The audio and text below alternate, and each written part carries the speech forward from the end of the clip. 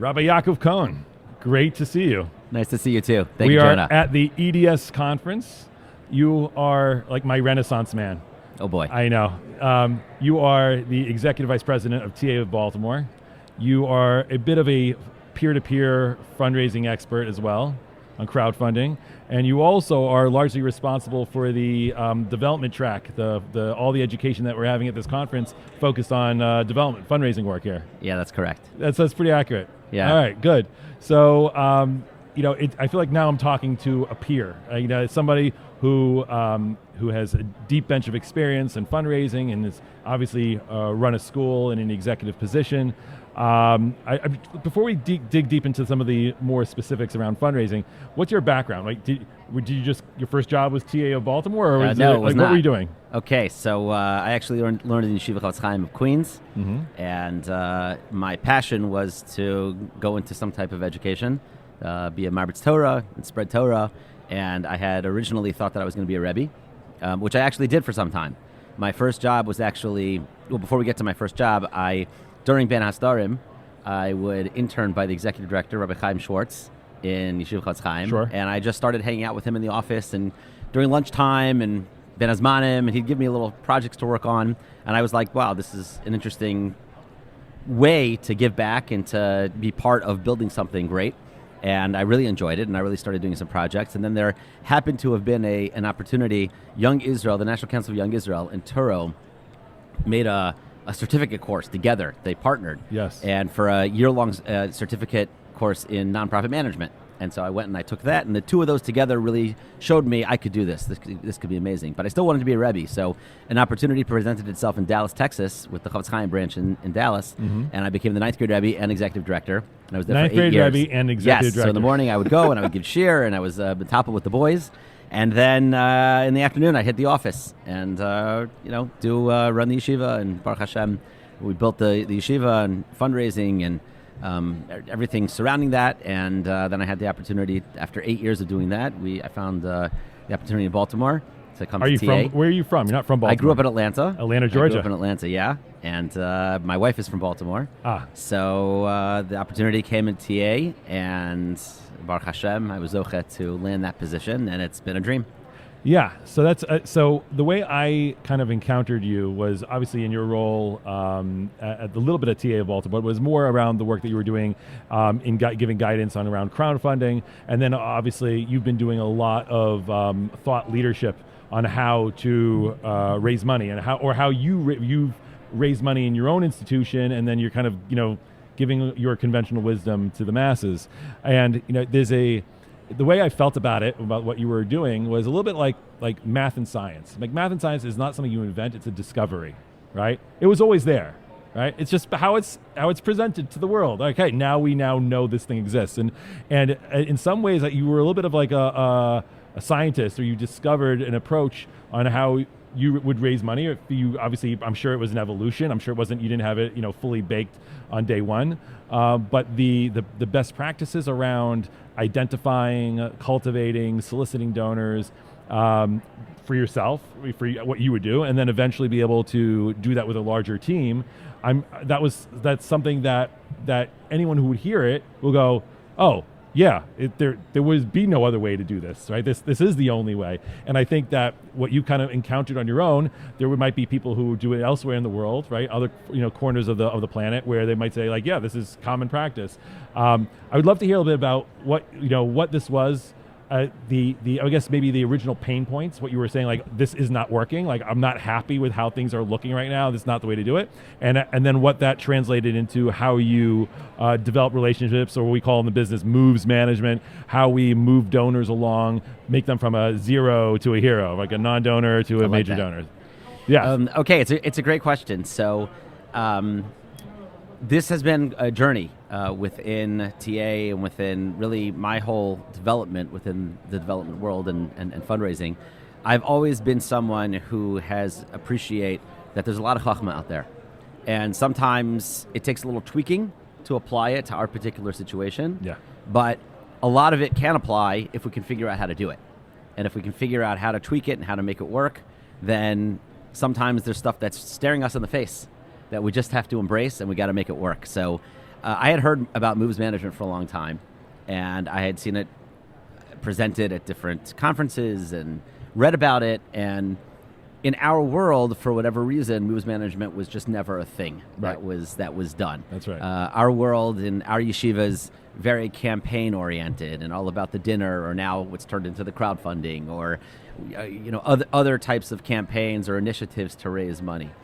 Donor development was something that was obviously important, but it wasn't a focus of what we learned or the focus of what we were doing. And all of us, and this is kind of how our journey started in TA, we found ourselves chasing campaigns, one campaign after the other, just chasing campaigns. And, it's a little bit like chasing our tail, because it was always immediate needs for funding and payroll's coming or whatever it is that we need to make sure that we hit our goals in this particular campaign.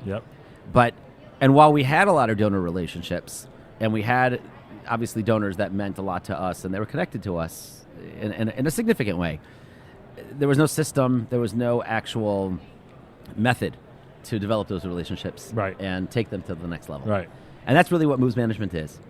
And so I went out again and I said, you know what, I'm going to approach this. I'm going to try to see if we can do this in TA. Now, were you a one-man show development office at the time, saying I'm doing this for myself, and then it evolved from there, or did you already have a team? So we actually had a team, and at that point, I started off as the executive director in TA, and I was mostly doing operations. I then my role shifted to include fundraising, and then at a certain point, I started managing the fundraising team.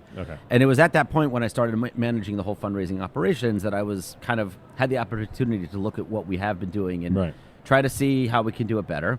And at first, it was just like a little internal experiment. I mean, no one even knew that I was doing this, and I was, I was in my office just learning moves management, watching videos and reading articles and stuff like that, and trying to just figure out, okay, how can we do this here, and what can we do, and how can we make this really work? And it was on and off, probably I would say, for about 18 months. 18 months I was working on this behind the scenes. They're wondering, what is this mad scientist doing in his office? and then I remember vividly that I had to I got to the point where I wanted to present it to my team.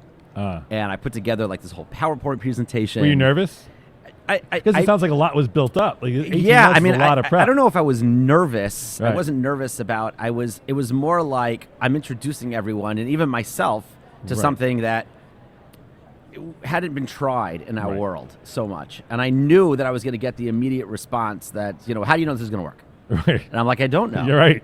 There's no precedent. We're not going to know until we try it. We're not going to know until we do it. But it makes sense.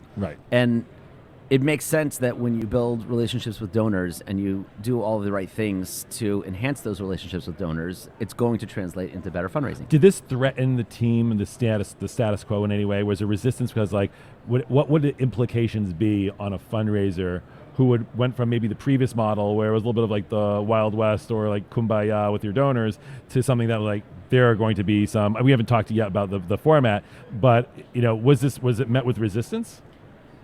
I would say a bit of resistance. I mean, it was certainly going to translate into harder work. Yeah. The accountability. Team would have to, wow. Yeah, the team would have to produce. The team would have to step up and actually build these relationships and track it. Okay, so obviously, we don't have a visual here, but if you give it a little bit of an idea of what's involved in developing a proper moves management plan from what you built out, is it possible? Are you able to do that without a visual? I certainly can, and one of the reasons I'm so excited to be here with you, Jonah, is because I'm really passionate that this can be done by any other organization. Okay. What we did wasn't rocket science. And that's why I've been out teaching this. I'm giving seminars on it. I had a boot camp that I was trying to teach it. I really fully believe that any yeshiva, any day school, any organization, shul, kollel, I don't care what you are. Yeah. You can implement a lot of what this is, because it really boils down to a few things.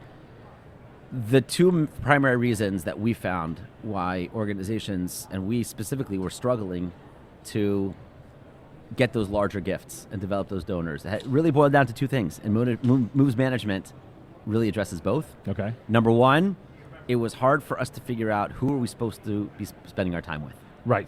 Who are those people? Is it everybody? I mean, we're a school, Kenai Nahara, we have almost 1,100 Talmidim. Wow. Which means, all those are parents. Then double the grandparents, right? You got 2,400 2 sets of grandparents for most people. And then great-grandparents, Kenai Nahara, right? Well, all right, yeah. So especially the younger grades, but yes. Right. So how are we, that's a lot of people. Right. And we're also 107 years old. So we have a lot of alumni. Yeah, there's no shortage of people, the prospects to go to. Right. So where do you start?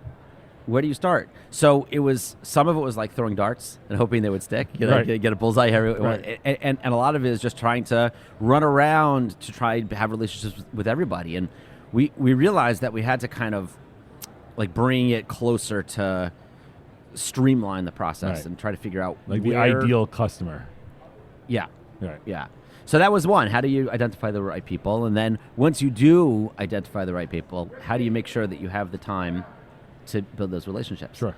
And that's really the second part of moves management, and it has to do with putting in a system where you assign yourself tasks to make sure that the work is getting done. Right. So many of our organizations spend a lot of time in campaign mode, right? Yeah. And then everything is important Right. in campaign mode.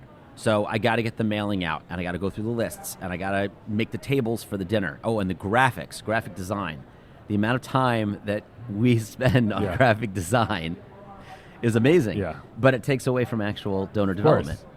And so the first thing... And I've been in so many settings with my own professional background where the immediate response is we do too many events.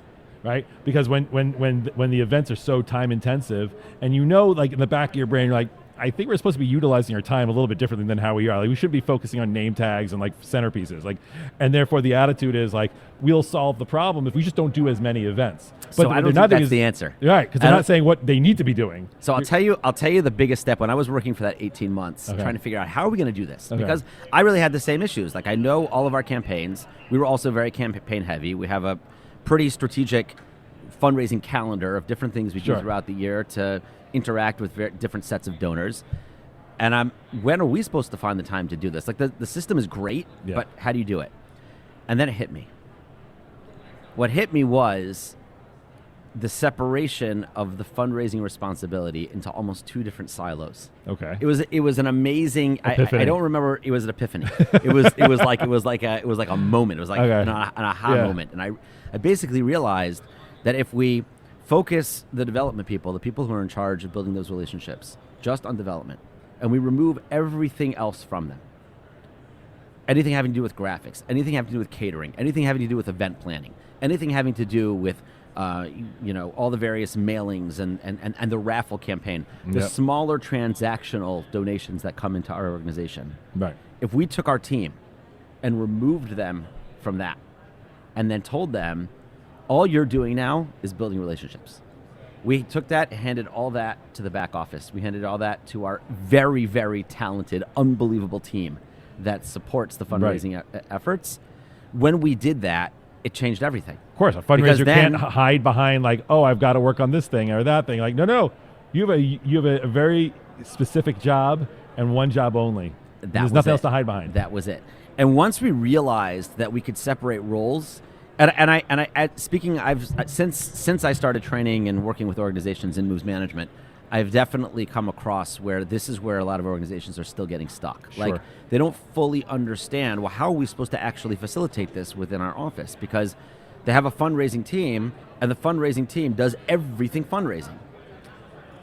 Really, roles need to be defined. Yeah. And when you better define those roles, and you allow the relationship people to build the relationships, and you allow some of the other people to do some of the other stuff, it doesn't mean that there's 100% separation. Obviously, there's overlap. You're still dealing with people, and you still have to talk. Yeah. You still have to interact.